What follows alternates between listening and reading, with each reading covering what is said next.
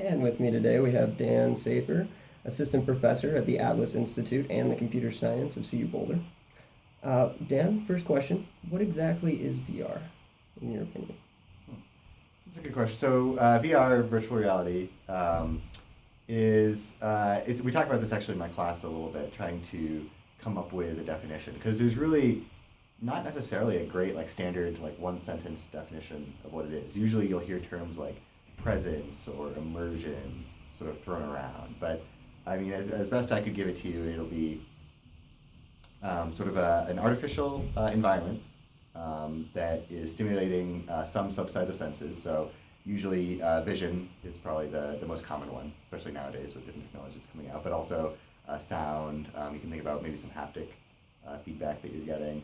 That basically allows you to sort of be in this artificial environment and sort of be present or be immersed in this environment, in this other sort of artificial environment. Yeah, awesome, all right. Hardware-wise, do you believe there will be a disconnect between higher-end and lower-end VRs as they start to come out? So that's a good question. Actually, a lot of research suggests that no, there won't be. So there's been some prior research that looks at sort of the fidelity of, particularly they've mostly looked at sort of the visual fidelity, so how good are the graphics that these things are showing. And when they look at people's sort of subjective ratings of how present they felt in the environment, and also some objective things, so you can imagine things like, would you be willing to sort of walk across this narrow plank across a gap, with a big sort of void beneath you on either side? Or will you duck if something's coming at you in this virtual environment? Even with really low fidelity graphics and hardware, people will sort of exhibit both these objective and subjective responses to virtual environments. So I think there'll be definitely, like anything else, especially with video game consoles, right? It'll always be the next generation. We'll have, a little bit better graphics, a little bit better hardware, things like that. But even with pretty low fidelity things, we're seeing things like Google Cardboard or the Gear VR, right? People can actually get very, immersed in these things. I think a big issue will actually be things like frame rate or lag, how quickly the system can respond and do things like head tracking. Because that's been shown to be a big component of things like simulator sickness. So sometimes people will feel sick or just uncomfortable when they are using these devices. And that's usually because there's sort of a breakdown in their proprioceptive sense. So basically, your sense of how you're moving versus how the visual feedback of this environment is moving. So if they're not very closely tied together, it can make people feel sick. Okay. So with the current price tag on the VR and it coming out for the public, do you believe it's viable quite yet for society? So it depends on what you mean by viable. So there's a lot of people with a lot of different ideas about how VR can be used. So I mean, it's already viable, I would say, in the sense that it's being used for things like therapy and treating different types of fear disorders and fear responses. So it's already being used for that. In terms of viable for a consumer entertainment type of market, it's really hard to speculate on that. It's hard to say, will the public adopt something like this, especially when it's something you have to put on your head and it kind of blocks out the whole rest of the environment. I could definitely see people using it on something like a plane, right, where a lot of times you're immersed in a book or something like that anyway, or you're sleeping. But will we see them in a coffee shop? I don't know if society's really going to be accepting of that just yet. Okay. So how big do you believe the market for VR is going to end up being? I think as we go down and create better hardware, things that are sort of slightly less bulky. A lot of them today, things like the Oculus, you actually there's a lot of wires you have to hook up for it. I think as we improve all those aspects, I think the market's going to be really big, just because there's so many different things you can do with them. It goes ranging from, again, things like games. I think a really interesting thing that people are going to have to look at is how you can make it a more social experience.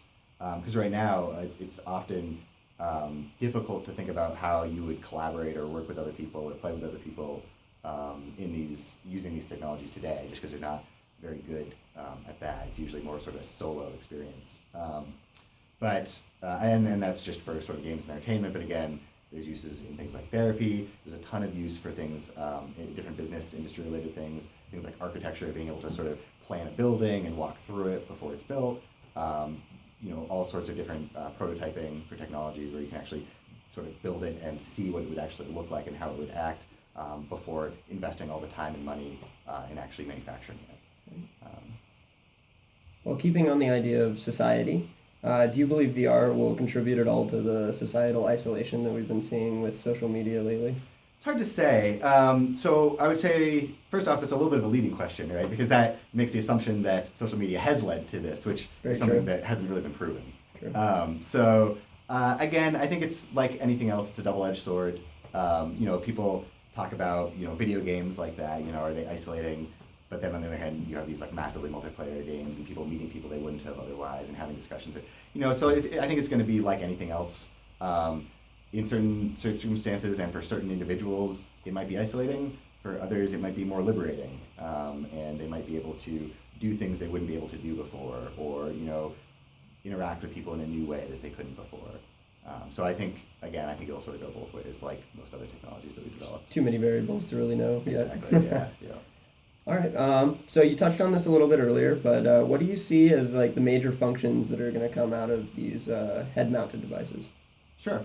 Yeah. So again, I think there's the possibility for therapy.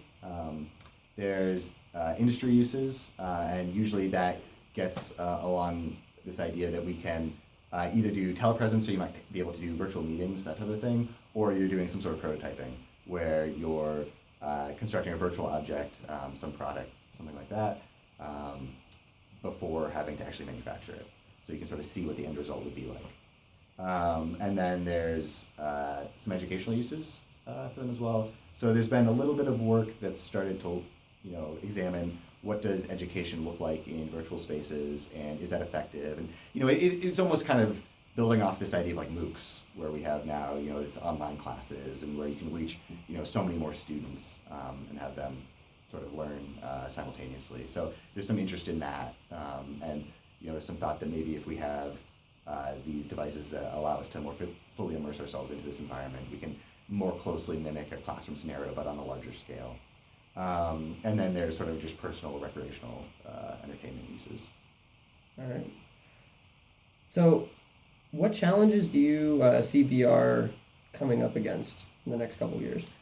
Yeah, that's a good question. So I think so. There's sort of two sides of that. So one is sort of the technological hurdles and challenges, and the other is sort of the societal hurdles and challenges. So on the technology side, one of the big issues is sort of like I was alluding to before, bringing down sort of this discrepancy between your sort of physical motions and how this virtual environment is reacting to you. So you really want to have that be as tightly coupled a loop as possible.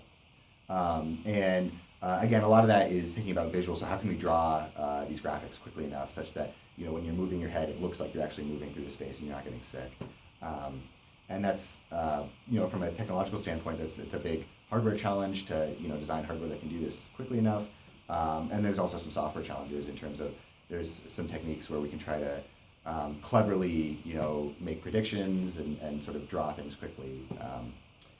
So that sort of and then there's also this question of how can we make things more accessible?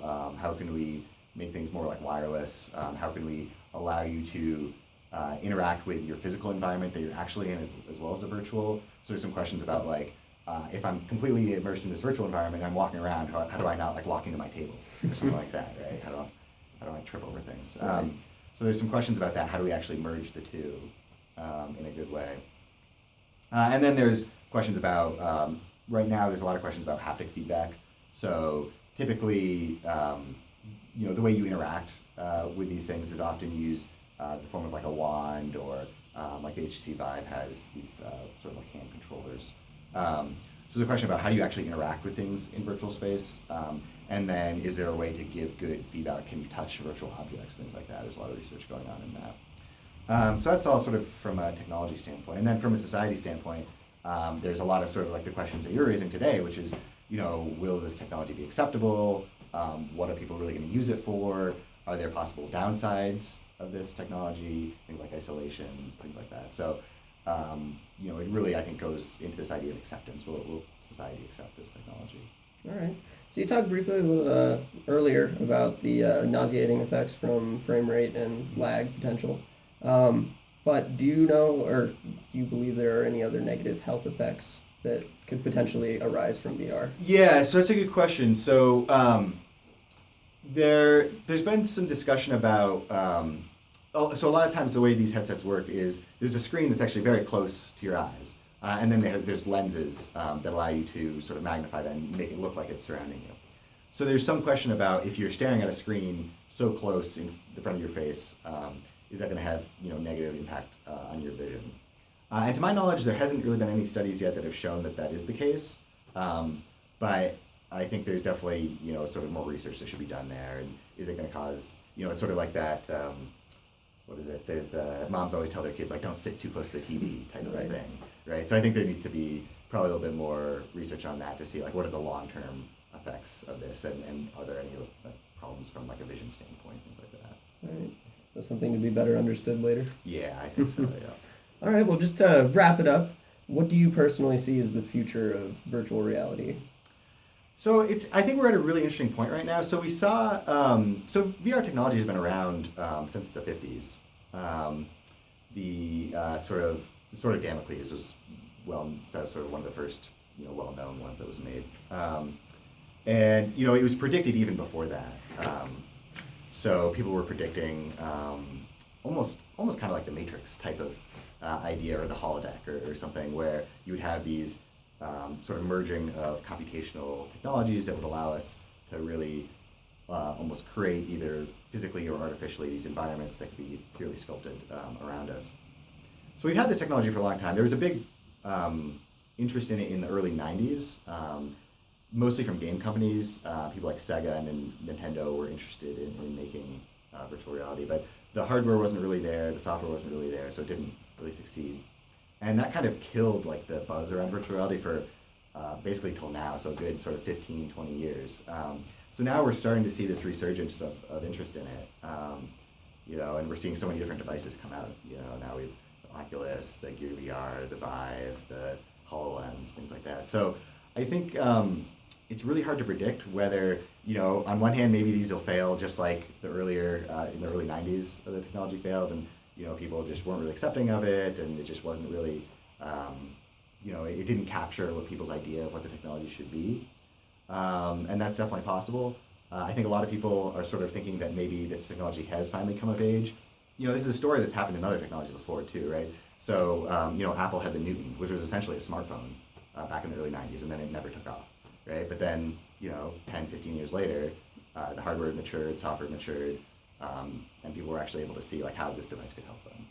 So I think that we might see a similar story here, where now this technology has really finally come of age, and people will start using it. I think there's a lot of excitement about it right now. So I would sort of probably lean more towards that side, just because I think seeing what people can do with it. There's also been the landscape is different nowadays too. Nowadays we have much more of this sort of structure where people can make their own, and it is probably a lot from smartphones, where people will make their own apps. People are making their own modifications a lot more, things like Minecraft and whatever. So I think there's going to be this interesting shift where these developers are going to sort of push these devices out and almost sort of see what do people come up with, what do they want to do with it, what do they program on their own. So I think that'll be interesting to see, and I think that'll maybe give us a better chance of success because there's more minds sort of thinking about what fun and interesting things can we do with this technology. All right. Well, thank you very much for joining me for my interview. Yeah, no, thank you. It's a pleasure to meet you. Yep, that's me. All right.